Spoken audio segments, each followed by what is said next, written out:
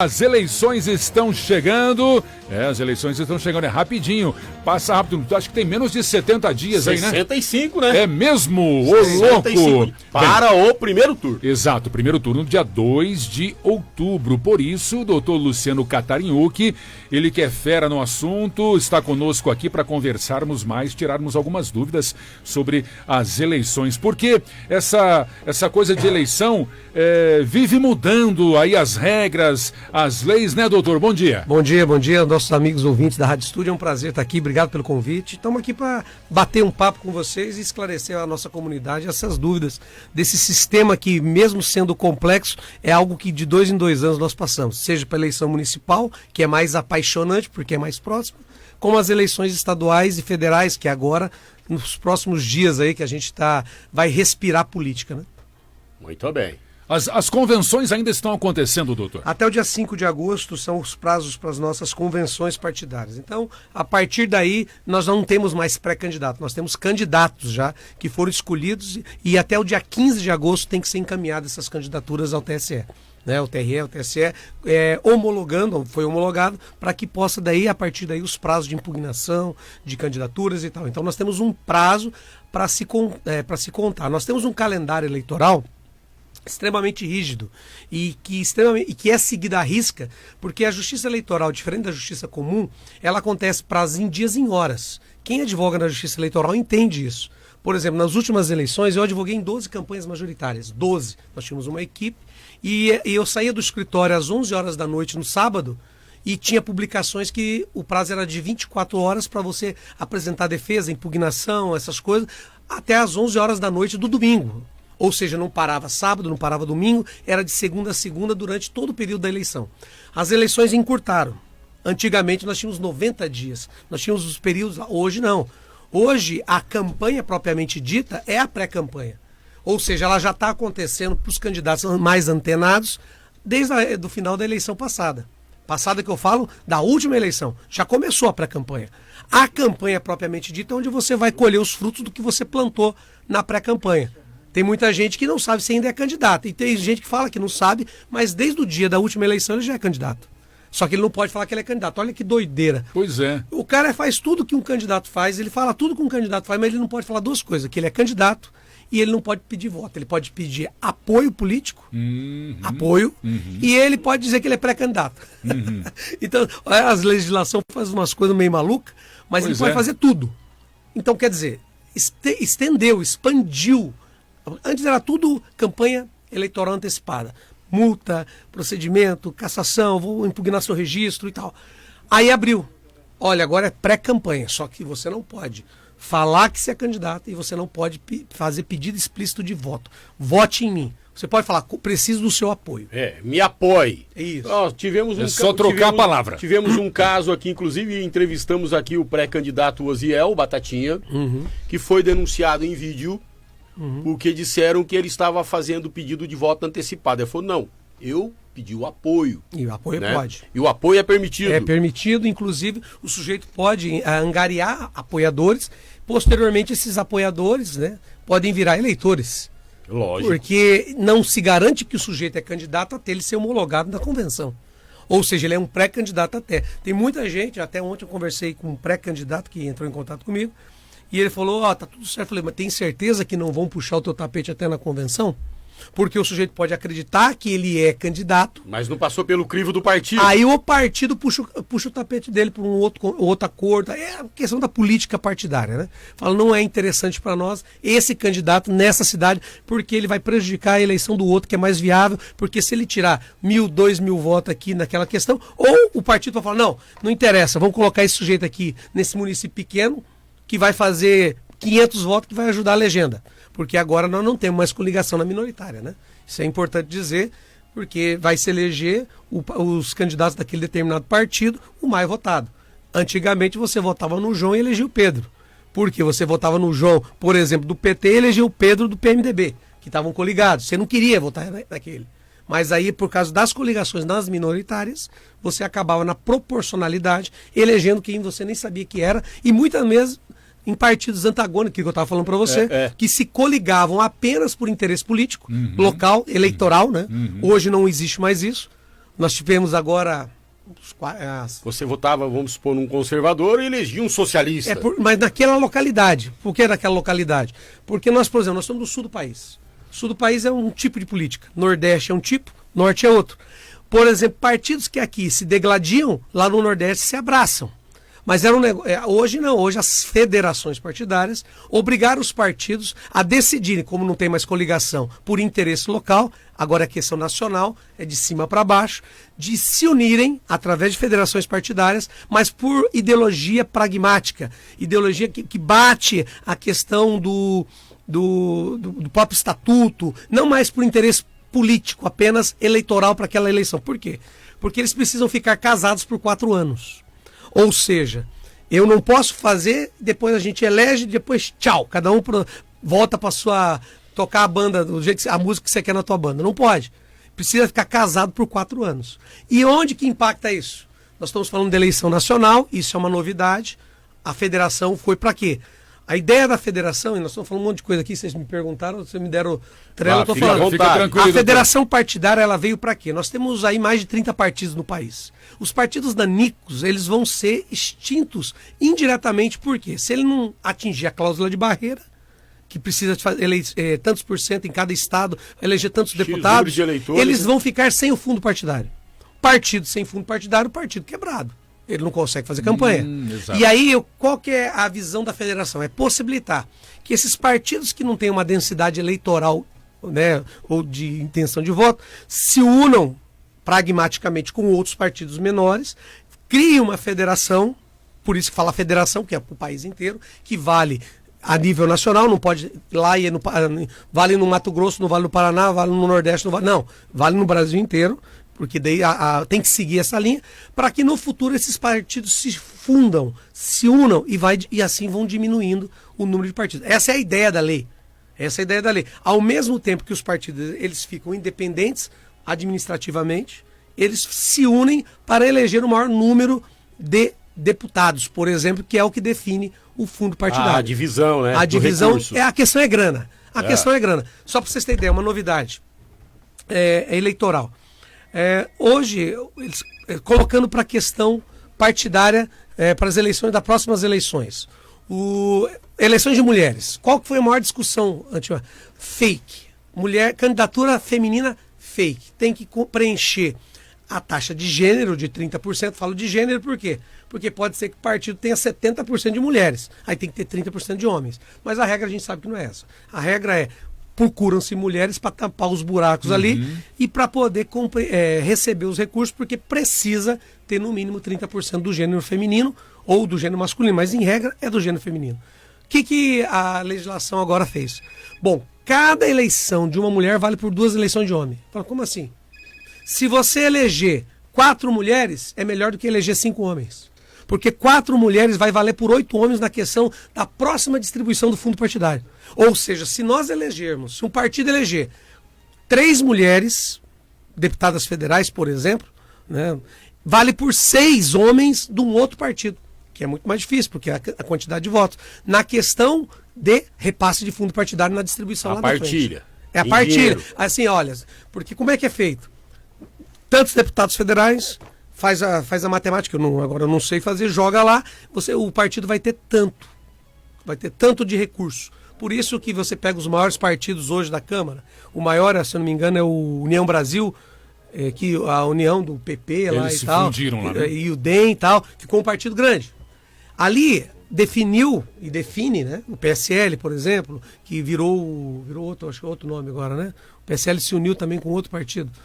Também se uniu. Se uniu e aí se uniu o PSL, se uniu, mudou até o nome. Acho que é União Brasil. Agora eu não me lembro.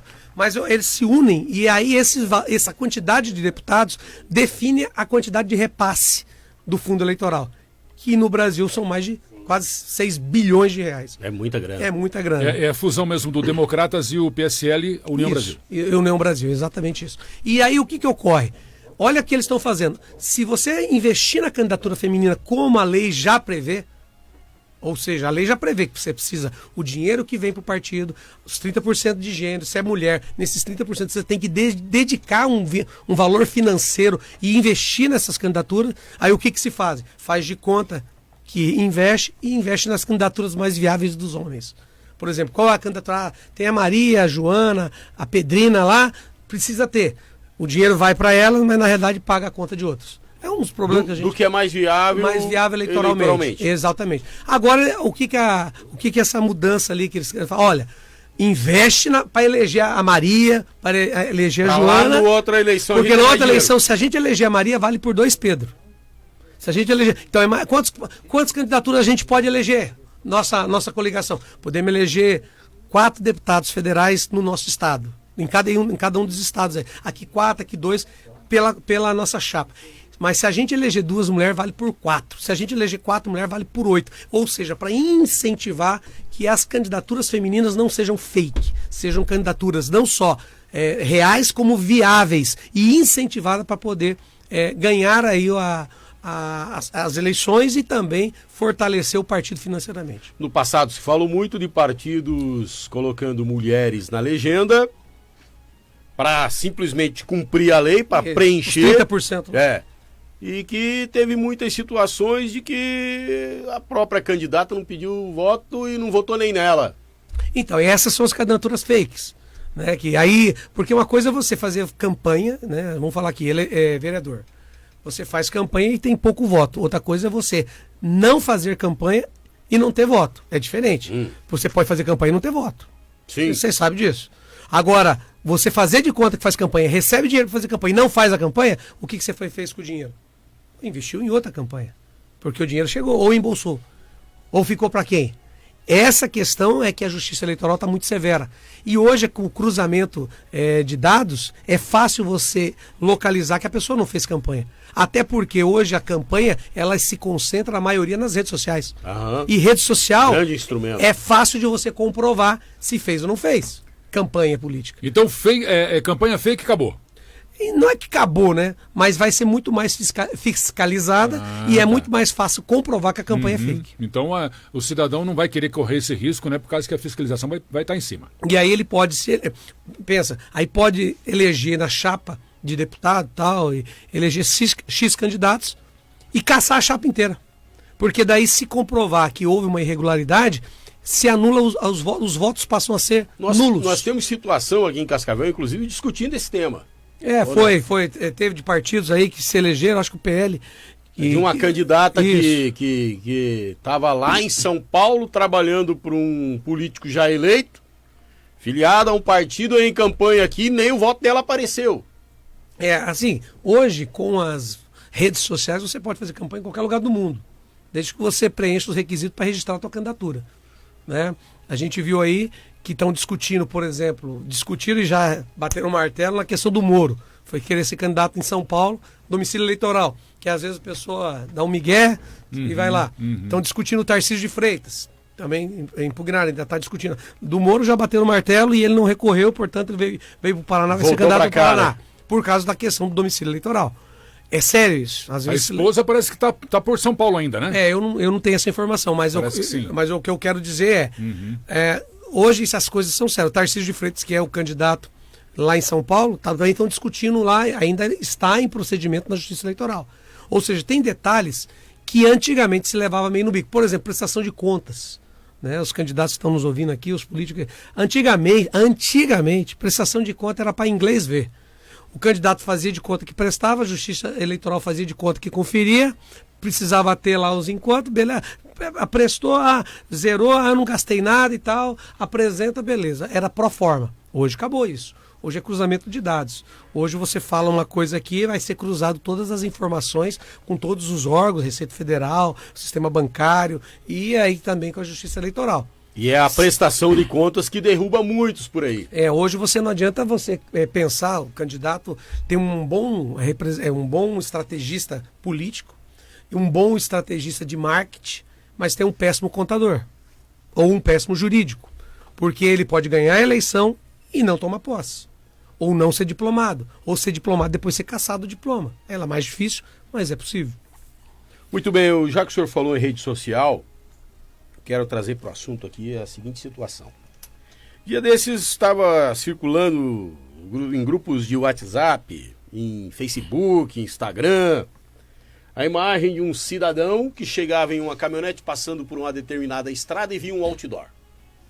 Um outdoor com propaganda de uma obra. E ali no rodapé do outdoor, a propaganda do governo federal, e tinha nela um adesivo preto ou verde, azul, sei lá, cobrindo a propaganda do governo. Esse sujeito desce da caminhonete, vai lá e arranca o adesivo que cobria a propaganda. Em período pré-campanha, se não me engano, doutor, o senhor é o especialista, a lei não permite, né? A lei não permite que o governo ele mantenha a sua publicidade ali. Ela, de uma certa forma, tem que estar escondida. Então, alguém entendendo que poderia arrumar dor de cabeça lá na frente, cobriu, e o sujeito achando que estava prejudicando o candidato, ele foi lá e retirou o adesivo. O que diz a lei a respeito disso? Bom, é importante a gente dizer que cada caso é um caso. A gente analisa o caso do caso concreto, quando é levado ao Poder Judiciário. Porque muitas vezes, e nas eleições, vou dar um exemplo para você, semelhante a isso, mas não... O sujeito foi denunciado no município vizinho de ter colocado bandeira em árvore. Fixado uma bandeira, olha só que absurdo, tem coisa que fixado uma bandeira do partido numa árvore, e não pode, tem uma vedação. Ou seja, pegaram duas bandeiras e colocaram, não é fixar, colocaram na árvore lá pendurado. Foi feita uma foto, filmagem e representou. A questão da discussão é quem colocou a bandeira lá? Foi o candidato? Ou foi o adversário dele para prejudicar? Foi o adversário? E aí vem a matéria de prova. Então isso é discutido caso a caso. Nesse caso, nós temos um problema no Brasil, porque quem está no poder por causa da reeleição, e aí em todo estado, nacional, municipal, ele continua podendo fazer o que ele faz de forma normal, que é administrar o estado, o município, o país, e ao mesmo tempo ser candidato. Lógico que cria um desnível. Né? Porque a gente fala, o cara não é, quem não tem o poder, não tem a caneta e não está no governo, ele aparece. Não está com a máquina. Ele aparece menos. Ele aparece menos. Ou seja, o cara tem que pedalar muito mais para ele aparecer na campanha. Por isso que a pré-campanha ela tenta nivelar isso. Por quê? Porque antes da pré-campanha, quem estava no poder, o que ele fazia? Ele aparecia, porque a obra tal, inaugurava a obra tal e estava aparecendo. Depois ele fala, sou candidato à reeleição. O outro, coitado, não podia fazer nada. Só no período eleitoral, depois da convenção, porque senão era propaganda eleitoral antecipada. Hoje mudou isso. Então hoje, você pode falar só não pode pedir voto. Como quem está também no poder não pode pedir voto. E aí, lógico, tem algumas restrições na questão de destinação de recurso no período eleitoral, até porque daí você faz, tanto que agora o governo federal, para poder fazer a destinação do Auxílio Brasil, essas coisas, e bem como também a distribuição lá, ele precisou de uma PEC, uma emenda constitucional, para que ele não seja enquadrado no quê? Crime eleitoral e sofra ali diretamente um pedido até mesmo de cassação de registro e tal, por propaganda ou por campanha eleitoral, usando o poder financeiro para poder validar a sua candidatura. Então precisou, de forma legislativa, organizar isso diante da lei. Então o eleitor também tem que prestar atenção no que ele faz aí, pendurar uma bandeirinha aqui, outra ali, colocar um adesivo, montar um outdoor lá da preferência dele. Tem que tomar cuidado com isso aí, que pode dar problema para o candidato. Pode dar problema para ele e também para o candidato. Uhum. Né? E o candidato, lógico, o jurídico do candidato, quando ele é acionado numa demanda como essa, porque tem quem pratica a conduta irregular e tem quem recebe o benefício daquela prática irregular. O candidato ele também não pode se esconder através da prática de um terceiro, porque ele é o beneficiado. O que ele tem que fazer ao tomar conhecimento, fazer e demonstrar isso ao Poder Judiciário Eleitoral, que ele, quando soube daquilo que ele não autorizou, ele imediatamente, ele tentou de todas as formas reverter aquela situação. Ou seja, ele tomou conhecimento que aconteceu uma situação e ele evidenciou os esforços para que aquela irregularidade fosse cessada. Quem fez o título fez, quem não fez não faz mais, doutor. Já passou esse prazo, por isso que eu falei que o calendário ele é muito rigoroso e ele é cumprido à risca. Né? Transferência de título, passou também o período de informar, aquele voto em trânsito também já foi. Voto em trânsito também é uma questão que você pode informar, desde que você esteja numa das capitais, eu vou estar viajando no dia da eleição, vou estar em São Paulo, aí você tem que informar, daí você pode votar lá em trânsito. Isso também já foi. Então esses prazos de regularização para que o eleitor possa votar, possa votar em trânsito e tal, transferir o título, renovar, isso já foi. E olha aqui, tantos meios de comunicação, vocês, o próprio TSE, TRE, divulgaram bastante. O brasileiro tem um costume muito feio, deixa tudo para o último dia, deixa tudo para a última hora, e quando deixa, às vezes nem lembra. Às vezes vai votar e nem sabe que ele não fez a renovação, o recadastramento e tal, chega lá, mas por que eu não posso votar? O teu título aqui está com uma irregularidade. E título de eleitor, para você que está nos ouvindo aqui, que é o ouvinte da Rádio Estúdio, título de eleitor é algo imprescindível, porque no Brasil o voto é obrigatório. Mas se eu não quiser votar, eu só pago uma multinha. Tudo bem. Mas se você não estar regularizado, esqueceu de pagar a multinha, esqueceu de ir lá justificar, você fica impedido de tirar passaporte, impedido de assumir concurso público, impedido de um monte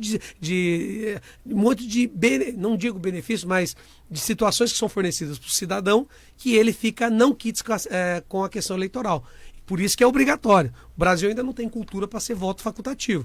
Porque mesmo sendo obrigatório, ainda tem gente que negocia o voto. Imagina se for facultativo. É verdade. Que ele nem precisa ir lá. A nossa cultura, por enquanto, né, culturalmente, a gente é impedido ainda de ter o voto, como é em outros países mais desenvolvidos, o voto facultativo. Ou seja, o sujeito decide votar, né? Vai porque vai votar num cara que ele acredita, confia, conhece. Certo que também a gente vê onde é voto facultativo, que existe também uma baixa adesão, né? 50%, 60% vai votar, 45%. Isso é muito ruim, porque isso não faz uma média da maioria, né? Doutor, mas e essa questão da justificativa?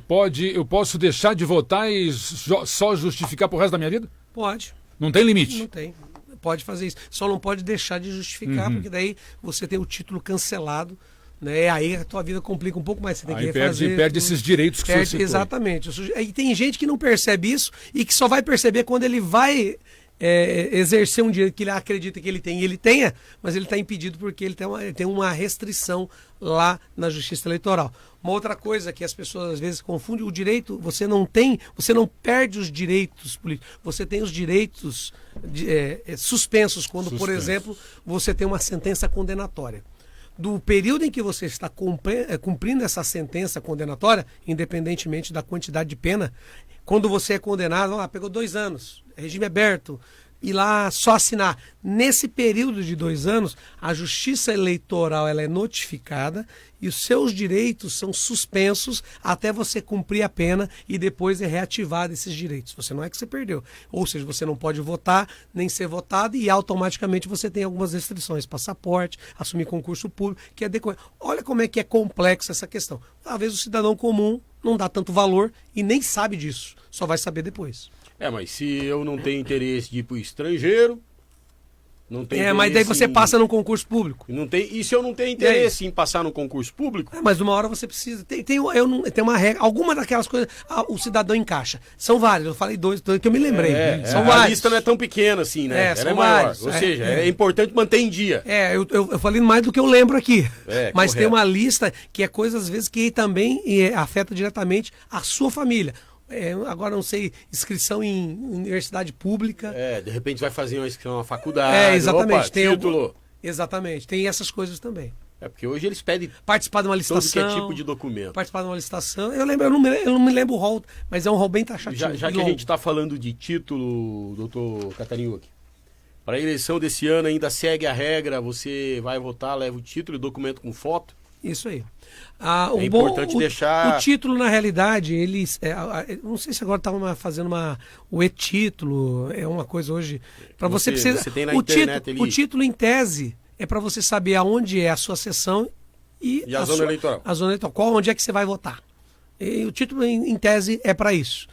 O documento com foto, se você já sabe onde você vai votar, o documento com foto é apenas para se identificar. Cara crachá. Né? Antigamente tinha gente, eu não sei se votava com o título do outro. Olha que doideira. Pensa só. Não, eu sei disso, porque teve gente já que me falou. O meu irmão estava viajando, deixou o título, fui lá e votei. Então, que doido. Por que ele votou? Porque não se exigia documento com foto. Você chegava lá, Gilson Pessoa. Título. Antônio Pessoa. Aí você voltava, o Gilson Pessoa, aqui você é conhecido, mas pensa numa cidade que você não é conhecido. Né? Ou uma pessoa numa cidade grande como essa. Chega lá para votar, eu sou Antônio Pessoa, o cara olha, pega o título, Antônio Pessoa. Bom, você está com o título, presumia-se que você é você, que você está com o título. E o candidato que queria comprar voto segurava o título do cidadão e pegava as Agora pessoas, não. Esses 10 aqui, vota lá. Agora é cara crachá e aí é a biometria. Aí acabou, né? Porque biometria você não tem outra igual. Não tem. Então acabou. Sem Então chance. essa questão. Lógico que a biometria e o documento com foto, você fala, mas peraí, você vai fazer minha biometria, por que precisa de documento com foto?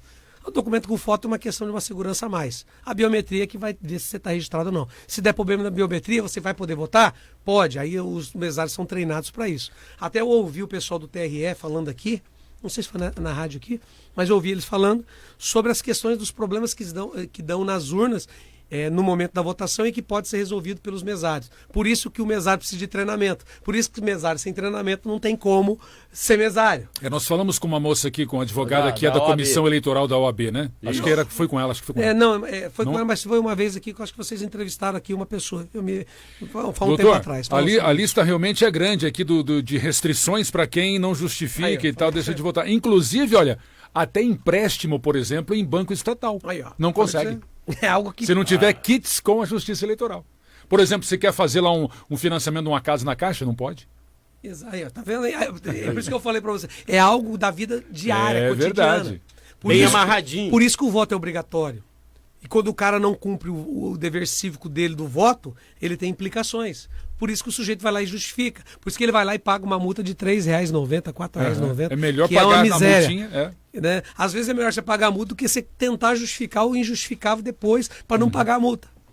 Mas tem gente, infelizmente, que não tem poder aquisitivo nem para pagar uma multa pequena como essa. De R$3 e pouco. Pois é. Bem, são 9h15. Doutor, é o seguinte, a gente fala muito, né? Porque agora ainda são pré-candidatos, o candidato não pode fazer isso, não pode fazer aquilo e tal, pode dar um problema para ele e tal, aquela coisa toda. O eleitor pode fazer... Eu por exemplo, posso sair gritando aí o nome do meu candidato, que não vou ter problema? Mas como, por isso que eu falo que é o caso concreto. Que jeito isso, né? O último que gritou o nome do candidato, gritou o nome do candidato e atirou no outro. O outro gritou. Pois é, olha só a confusão. A gente fala sempre assim, todo extremo, tudo que é no extremo é perto do abismo, né? Tudo que é extremado, né? Quando a gente fala de campanha, por exemplo, igual quando fala, no dia da eleição eu não posso fazer nada? Não, você pode fazer. Você pode fazer uma manifestação silenciosa. Você pode, inclusive, segurando a bandeira do seu candidato, segurando e com a camisa que você fez. Não pode ser uma camisa que tem 2.000 pessoas com a mesma camisa. O candidato não pode mais dar a camisa, né? Isso é proibido já faz um bom tempo, que era os brindes, né? Boné, broche, camiseta, isso não pode mais. Lenço, como no tempo do Brizola. Mas eu posso... ou porta-título, o pentinho, o espelhinho, rapaz. E aí, caneta. Então, assim, eu posso ir com a minha manifestação pessoal. Eu posso ir com a minha camiseta que eu fiz do meu candidato, uma camiseta exclusiva.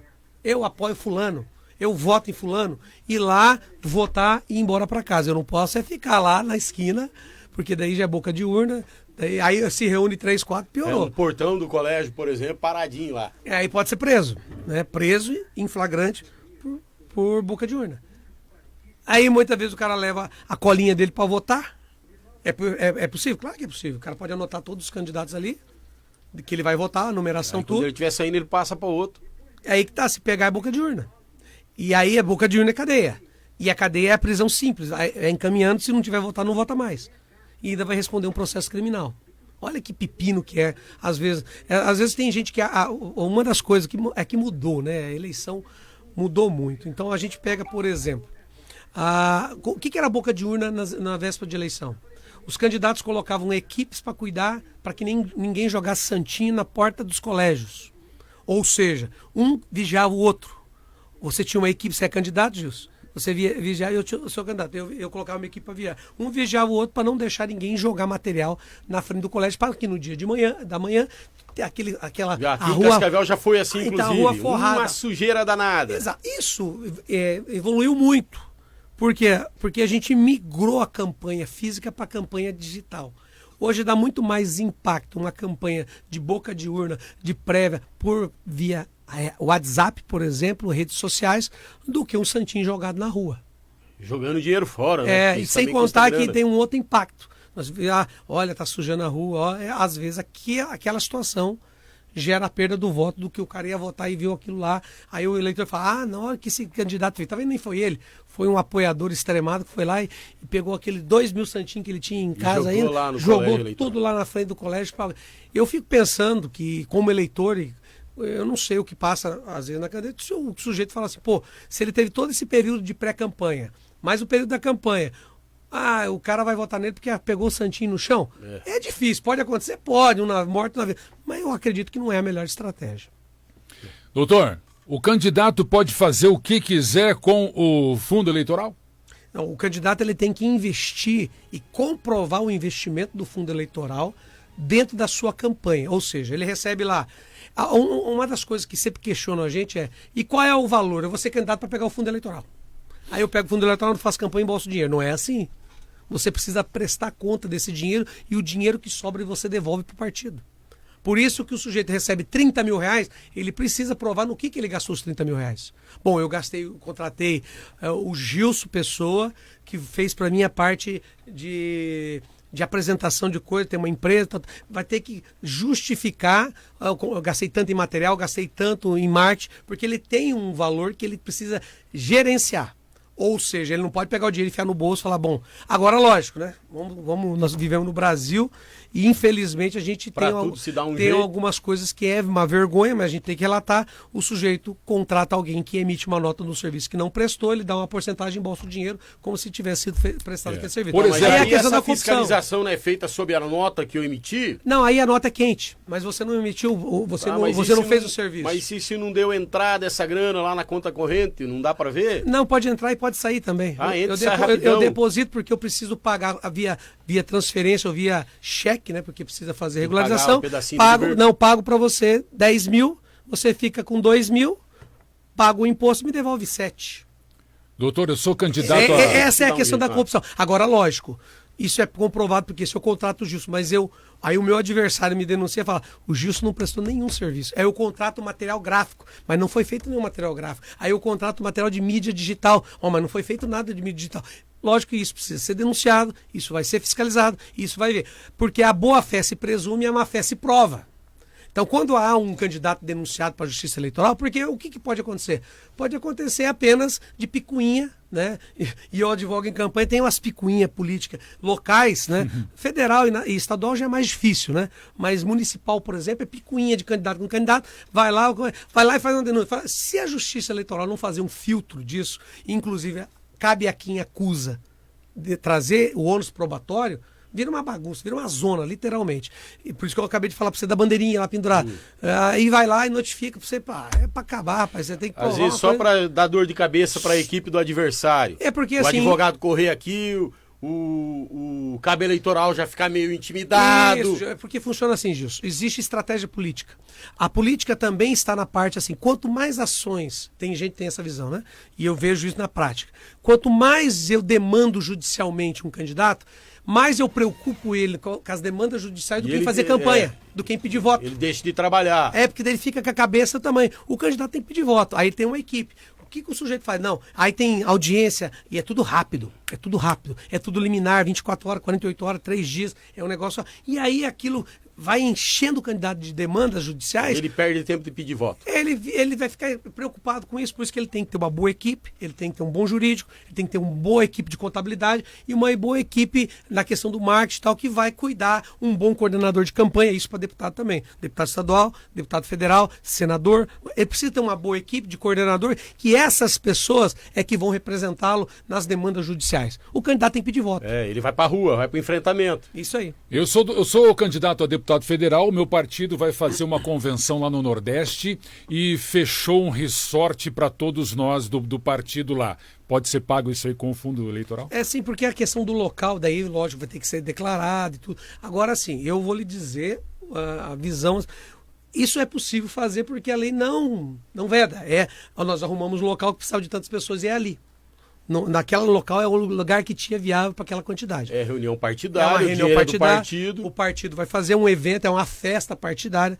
Aí, lógico, aí você vai entrar pro caso comum. Não, mas aí pagou para a família do candidato, pro tio, pro primo, um apartamento por 5 dias lá. Não, pô, aí não, né? Então, aí por isso que eu falo que o caso é analisado. Mas ele alugou esse resort, o salão de eventos.